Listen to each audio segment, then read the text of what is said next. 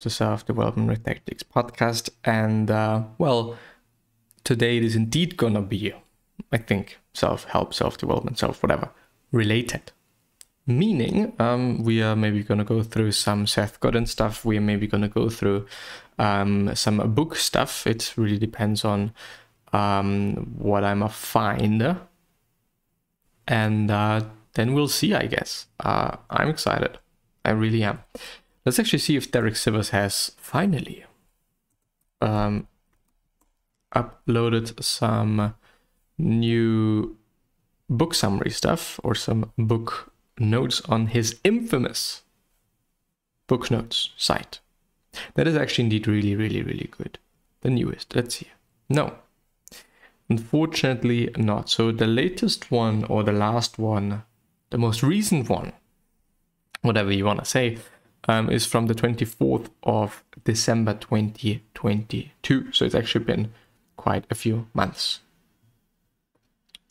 Nearly half a year. Well, that's a bit of a stretch, but yeah. Let's see what Seth Godin's been talking about lately. I haven't been on his website for actually really some time. Probably, the last time I went through it on the podcast, that's been the last time. So, let's see what we can find here today. I think everything should be fine. I mean, I could, anyway. The house painter and the architect. We don't design a book until after it's written, or cast a movie until the screenplay is complete. The house painter has an important job, but it makes no sense to plan for the painting before the house is designed. This makes a lot of sense because some of the parts of the project have high variability, which can lead to very different outcomes. There are more than 1 million ways to write a book, but fewer than 100 distinct categories of interior book design. We desperately need house painters, graphers, and book designers. If they don't deliver on their work, the entire project falls apart, but they don't go first. The job of the house painter is to amplify the architect's vision, not vice versa. So there are a few questions worth asking. First, which one of the tasks is the dominant variable, the one where simply doing a pretty good job is going to be insufficient? No one talks about the roofer on a Frank Lloyd Wright house until it leaks. Second, which job do you want? We need both. We should choose the path that suits our goals. To be clear, it is a role and not a job title. There are plenty of designers and painters who act as architects, and some architects that are not the pivot point for the project. Yeah, really indeed the case. And I think this kind of embodies a few things I assume a lot of people are noticing, and a lot of people are also seeing and maybe also bothered by. For me, it is the same thing with meetings. Meetings are just entirely inefficient. Meetings as a concept, I guess, I don't know, they're really inefficient, and most often it is a waste of time, and some people that might have really good ideas can't talk about them because maybe because of their character.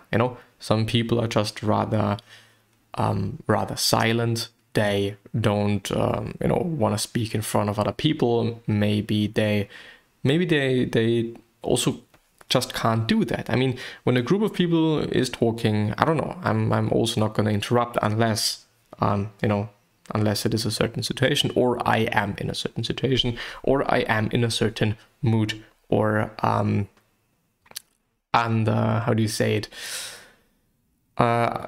under influence of certain things, then I might actually interrupt that group, or I might talk to some people rather randomly. Anyways, I don't necessarily know how to do meetings better. But I think it just really makes sense that, okay, I need a house first until I can, have a painting job done. And yes, there are multiple variables, maybe, the exact square meters might kind of differ because of whatever reason. I mean, there are just a multitude of different reasons why a house works or it doesn't work, or whether this, or this roof is leaking or it isn't.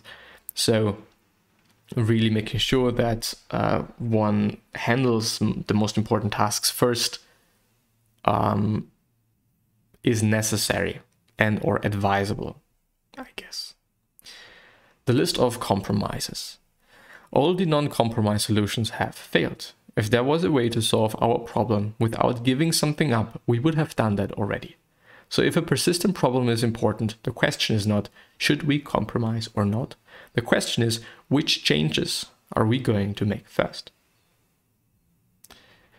On to the next thing. And well, I guess we all have certain problems that we're having, that maybe that we've been facing for quite some time, and yes, this is the truth. Sometimes, very often, the truth is definitely not something that we want to hear or that we want to discuss or that we want to think about, because it either hurts or it is not something nice that we just want to have on our minds. But if it is important, or if it is important to us, to you, and or to whomever, maybe there should be some change. Maybe you have to do something differently. You probably have to. On to the next thing. Vitally important, rarely taught, easily messed up. In order to go on to the next thing, which we all do, unless you're still wearing pajamas with feet and taking ballet lessons, we need to walk away from the last thing. Wrap it up, learn from it, leave it in good hands. And we also need to have an idea of what the next thing is. But if we spend too much time focusing on the next thing, we will neglect the thing that we're currently working on or doing to ill effect. I don't know what this means, but trapeze artists, I guess, spend all of their time focusing on transitions as they are a matter of life and death. If we begin by acknowledging that there is going to be a next thing, perhaps we can learn to develop the skills and focus we need to get there. Period. There is, maybe a little bit of a preface in the middle of the episode. A lot of those things that I'm reading here, that we are discussing here, I guess, is indeed also something that I'm struggling with. I'm also bothered by certain, maybe things that I've said previously, and or some projects that I've done that really did not work out at all, or weren't that nice, or at least just not fully, or whatever. Also, of course, some cognitive dissonances, I think it is called, slash some some things that are just not true, but one really makes oneself think that they are, even though they aren't. And maybe also we kind of know they aren't, but sometimes we just really believe in certain things that we make up. Well, yeah, I guess. So going on to the next thing is a difficult task. It's just, definitely not something easy, at least not for me. Also saying, okay, it is enough now. I am done. I can just, I can let it fly. I can push it away. It is okay as it is. Of course, could have been better in this, that, or the other way, but this is what it is now. And I have to ship it at some time. And so I'm going to ship it now because I need to ship it. And ends to pop. I'm not that of a music guy, so we're going to skip that one. We probably can't buy our way out of it. That is what we usually try to do. When technology, comfort, convenience, efficiency, and price line up, the market takes care of itself. On the other hand, seatbelts would never have happened if they weren't required.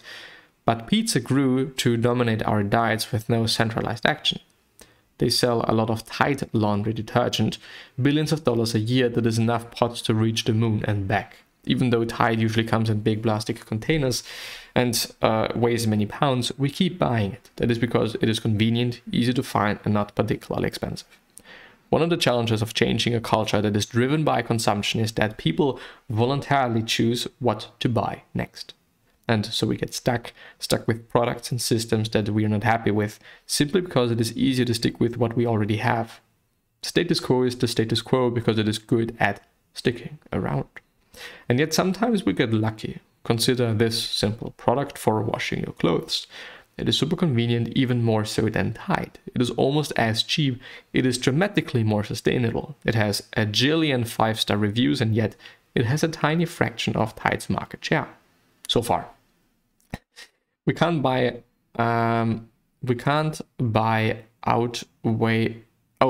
there's a typo. We can't buy our way out of the climate crisis. We'll need to compromise, to invest, and to rethink the systems that we depend on. But every once in a while, you can simply change what you buy, and even better, tell someone else when it works. Because word of mouth still matters. Talking to people really does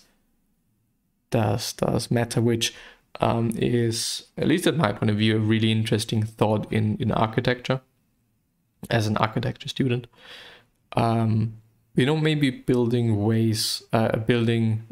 buildings, making buildings in a way so that people kind of have to talk to each other, so that there are certain rooms to interact with each and another. I think is definitely an approach, and probably a really good one, even though a lot of people might say, I don't want to have that. I just, want to do my stuff. I don't want to be bothered. But I think in the end, those really small interactions that you're having with your neighbors randomly can actually make up for quite a good relationship with them. That, maybe leads to some parties, that maybe leads to some grilling events or whatever it is.